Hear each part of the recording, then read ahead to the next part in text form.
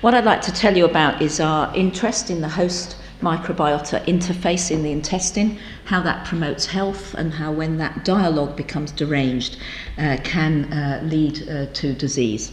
So chronic inflammatory diseases are increasing in incidence throughout the world, particularly in developing in eastern populations, for example, and they're complex multifactorial diseases that bring to the interface of genetic factors together with environmental factors that often play out through epigenetics.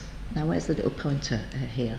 And when this dialogue then between the host genetic landscape and relevant environmental drivers is maladapted, this leads to inflammatory responses that involve not only immune system components but also the tissue response. And of course, in some individuals that will give you inflammatory bowel disease, in other individuals inflammatory arthritis, and in others psoriasis and so on. So there's a whole range of different chronic inflammatory diseases that arise as a result of maladaptations between genetic and environmental drivers. And so, of course, then a lot of interest to understand in that setting what is shared between different diseases, because we might be able to target common processes between different diseases, and what is unique around the particular tissue biology in the intestine or in the skin or so on. Now, an important environmental driver that impacts on how diet is perceived and so on is, of course, our microbiome. And what do we mean by that? That is the large number of microbes that inhabit our body surfaces. We have as many bacterial cells as we have human cells in our body, and they contribute 100 times more genes. So when we think about those genetic drivers from the host, what we have in our microbiome is obviously very important. There are two main phyla of bacteria that are present in the intestine. For example, I think you can see that the makeup of our microbiome is different at different body surfaces. Oh, whoops. How does this sort of click on? Oh, I think there should be another bit of that slide. No? Oh, it doesn't seem to be there. But basically what happens is the microbiome is acquired, our resident bacteria are acquired during birth, and those pioneer bacteria, lactobacilli and others, set the scene for what subsequently becomes the adult microbiota. And that will primarily promote health, but can become deranged in disease. So a lot of interest in understanding different strains and species that are involved in promoting different aspects of health. Now, a number of diseases are associated with what's called dysbiosis of the microbiota, where there are changes in the community. That pie chart starts to look a little bit different. The one that we're interested in is inflammatory bowel disease, and of course that encompasses Crohn's disease and ulcerative colitis. This has a strong genetic component as well as environmental drivers that involve the microbiota. Now, inflammatory bowel disease is a complex multifactorial disease. Some patients will respond well and others don't respond at all. And of course, we're not able to distinguish at the moment who is who, and that's very important in identifying how to treat patients. I think although we think of IBD in the context of Crohn's disease and ulcerative colitis, what I'd like to suggest to you today is that IBD is more syndromic and that different processes are activated in different patients. And if we can identify the process that's driving disease, then we might be able to more specifically target the response. So a lot of interest in characterising the microbiome. This is from studies of Curtis Huttenhauer, Ramnik Xavier and colleagues, where they are looking at longitudinal patient cohorts and trying to characterise how things change during disease, or whether there are predictors of disease development from measuring and interrogating the microbiome. And what we mean by that is metagenomic next generation sequencing to get the types of taxonomy, the OTUs and the strains and species that are present, as well as understanding what types of responses these bacteria might mediate. So there's been huge advances in the technology now that allow us to not only see what bacteria are present, but what sorts of things they might be doing to actually impact on the host. And of course, a component of how bacteria communicate with the host is through the production of metabolites. Bacteria fermentation products or bacterial products themselves are the major source of metabolites in the body, and a lot of interest in using various non-targeted mass spec analysis for different bacterial components that impact on disease. And what they discovered in this analysis of IBD patients is that indeed there are changes in the microbiome, with some types of bacteria being acquired and others being lost, and now relating that to various metabolites and pathways, oxidative stress, short-chain fatty acids and so on, that can then impact on the host, and I'll talk about that in a little bit more detail. So this may be a novel type of therapeutic target as we understand more about it, to take away the pathways that are deleterious and promote the ones that may be host beneficial, and I'll say something more about that. So then, of course, how do all of these products interface with the immune system? And we are understanding that bacterial short-chain fatty acids, metabolites, for example, TLR ligands, alterations in glycosylation of cell surface molecules on the intestinal epithelium are all involved in aspects of barrier function and host protective immunity in the intestine. And when that dialogue, so when we have a complex microbiota that is talking across a range of different pathways to the host, and that is adapted, that promotes health. And what I'll show you is when the host has a genetic maladaptation, for example, in this response, then it can lead to disease. Now, what about the genetic landscape? So we have an environmental component, in part impacting on the microbiome and how that is talking to the host immune system. But it's, of course, the appropriate genetic landscape is also relevant here.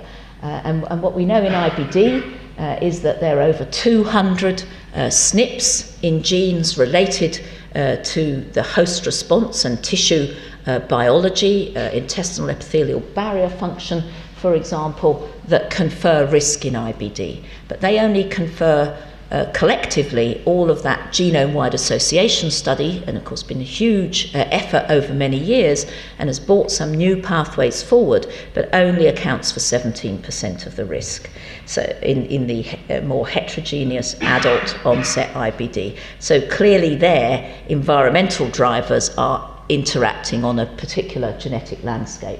But what is very interesting and of course devastating for the individuals are these very early onset inflammatory bowel diseases that many of which now we understand are monogenic diseases that impact, that present with inflammatory bowel disease. And there are now 60 of those that have been identified, and this is from a recent review from my colleague Holm Yulee, the paediatric gastroenterologist in Oxford, where he has mapped these monogenic diseases into pathways of intestinal homeostasis. And the message that I want to leave you with here is, again, multiple pathways are crucial for intestinal homeostasis. They play non-redundant roles, and that is pathways that are to do with intestinal epithelial barrier function, how we're able to take up bacteria if they should come across the barrier and phagocytose them and mount a reactive oxygen burst, as well as impacts on adaptive immunity. And I'll just talk a little bit about that, as I know that that's quite a lot of interest for you here. So the balance between effector and regulatory T cells, which are identified in these monogenic diseases. So we know, of course, that T cells play a very important role in host protective immunity. They can also become deranged in inflammatory disease. And there are specialized T cells that we and many colleagues, particularly Shimon Sakaguchi, have been working over many years. And this is the regulatory T cell axis.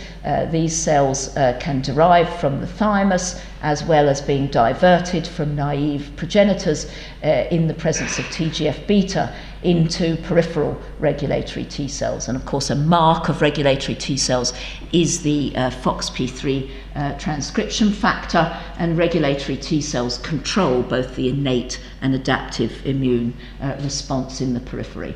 And of course, loss of function mutations in FOXP3, the monogenic disease IPEX gives you inflammatory bowel disease, as well as a range of other inflammatory diseases. So a lot of mouse work had been done on this for many years.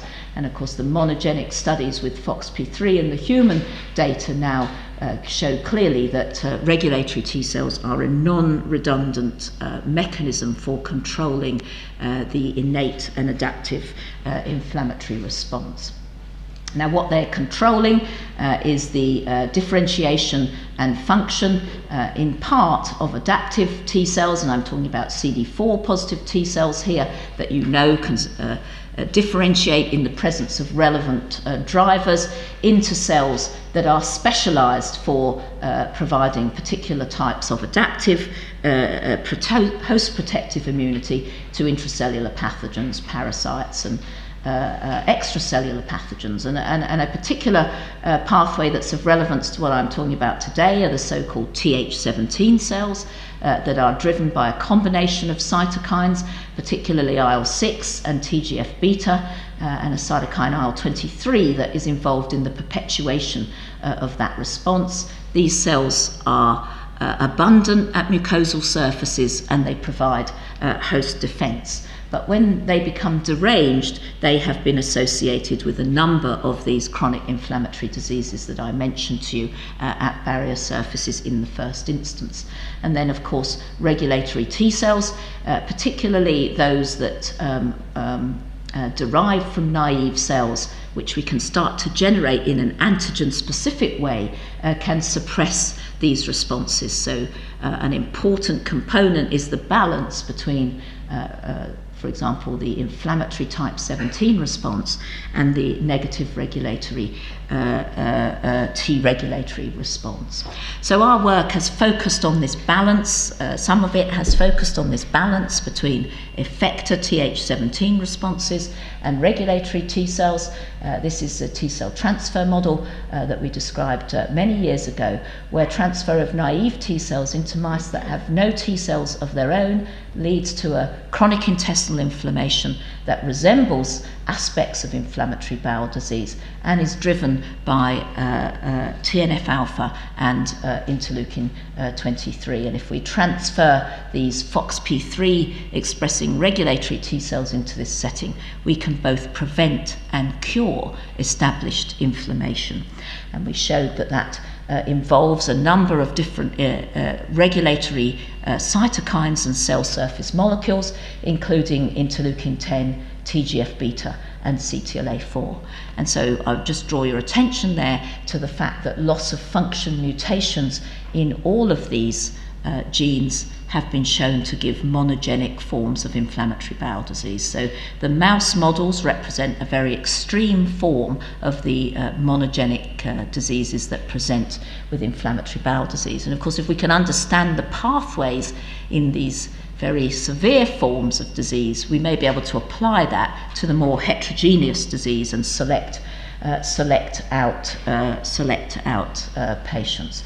So I'm just going to review a little bit about IL-23 and then tell you something about bacterial products that can promote intestinal homeostasis, because you are interested in generating relevant antigen-specific responses and driving particular types of clonal expansion. But of course, understanding adjuvants and how you might be able to harness this is, and I think the microbiome has a lot to offer in that regard, important. So this is the IL-23 pathway. IL-23 is a heterodimeric cytokine that binds to a specific receptor. It shares components with IL-12, and that was why there was a lot of when IL-23 was identified, a lot of data started to make sense that was thought to be due to IL-12 and is actually to do with IL-23. And we now know that IL-23, which is produced by inflammatory myeloid cells, monocytes and dendritic cells, drives chronic inflammatory disease in a number of different diseases. These pathways are increased in inflammatory bowel disease, and there are multiple SNPs in this pathway of IL-23. So this is a model that we've been working with for some years, and I think it illustrates the interaction of a microbial driver of what happens in health and then when the system is maladapted. So if we infect normal mice with Helicobacter hepaticus, they establish a lifelong infection, and what happens is that you get a very potent regulatory T-cell response. This bacteria drives lots of FOXP3 expressing cells, and many of them producing interleukin 10.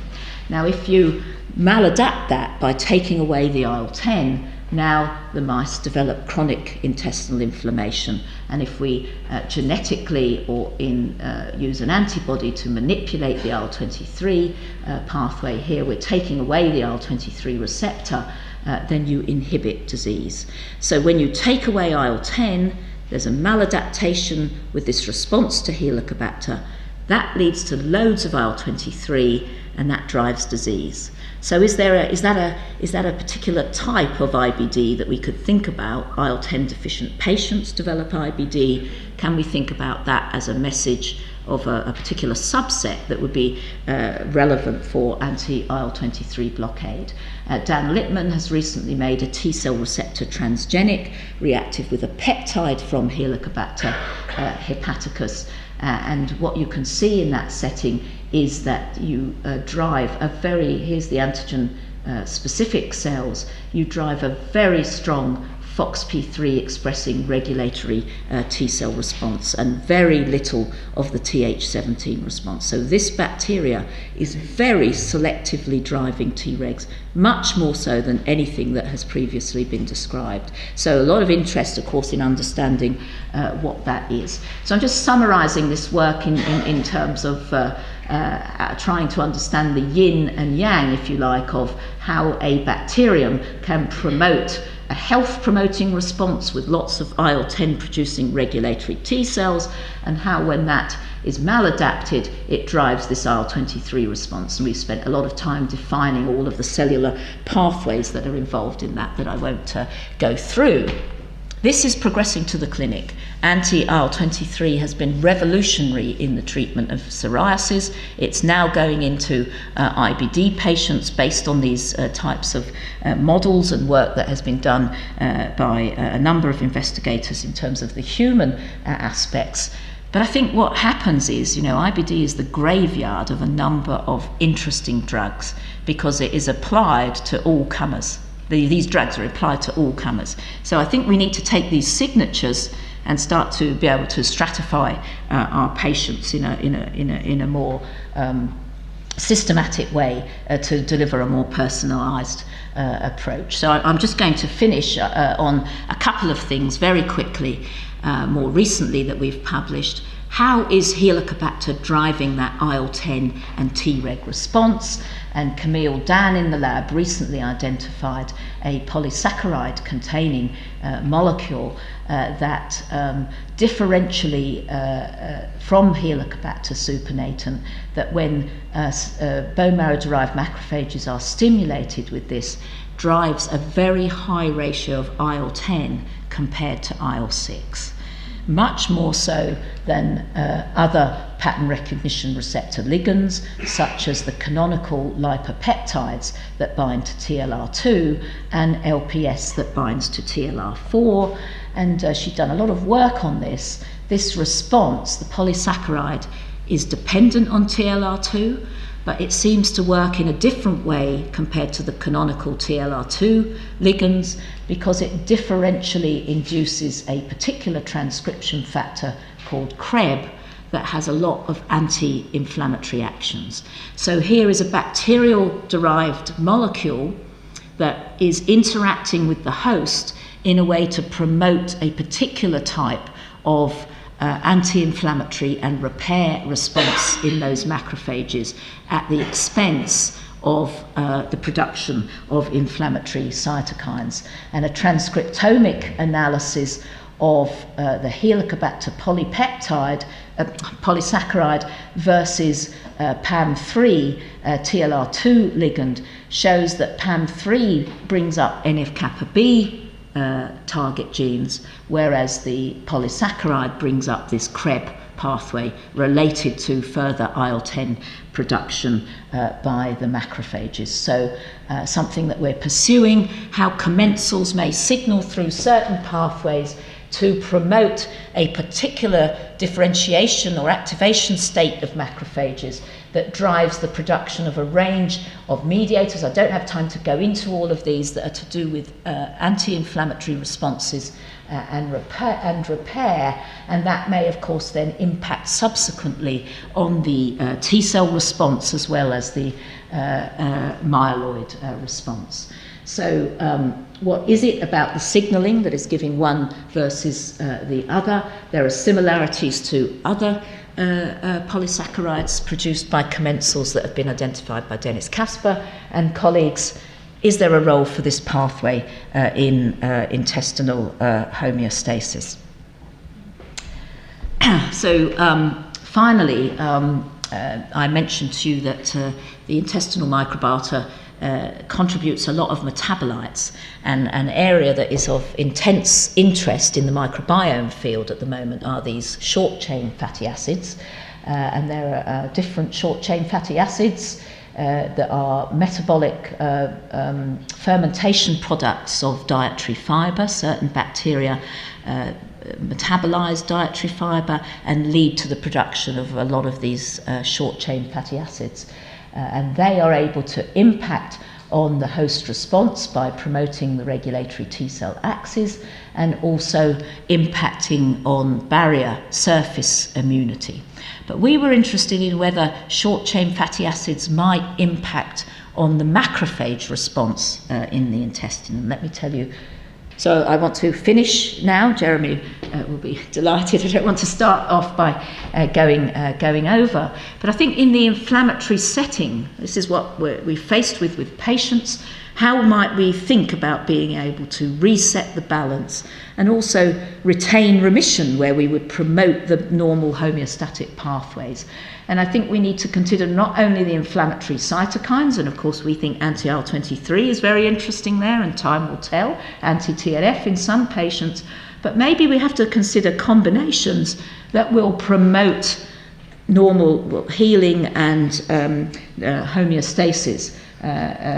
So combination therapies of anti-inflammatories together with microbiota manipulation that promotes host defense and repair. And I think understanding at the T cell level, a lot of you are interesting, I've been telling Jeremy this, that the understanding the antigen-specific T cell responses in the microbiota, this is a hugely new area, and I think will be very important in the context of a number of the diseases that you are working on. Anyway, I will finish here and acknowledge the wonderful students and postdoctoral fellows who have worked on this. Camille Dan did the work on the polysaccharide, and Julie Schultes on the butyrate studies. We have a very strong collaboration with Holm Eulig and his colleagues. Steve Sansom has done single-cell sequencing with us in the Institute. Simon Arthur in Dundee has helped us with the Krebs pathway, and colleagues in Newcastle on the polysaccharide. And here's the Kennedy Institute in Oxford. So there's our funders here, and thank you very much.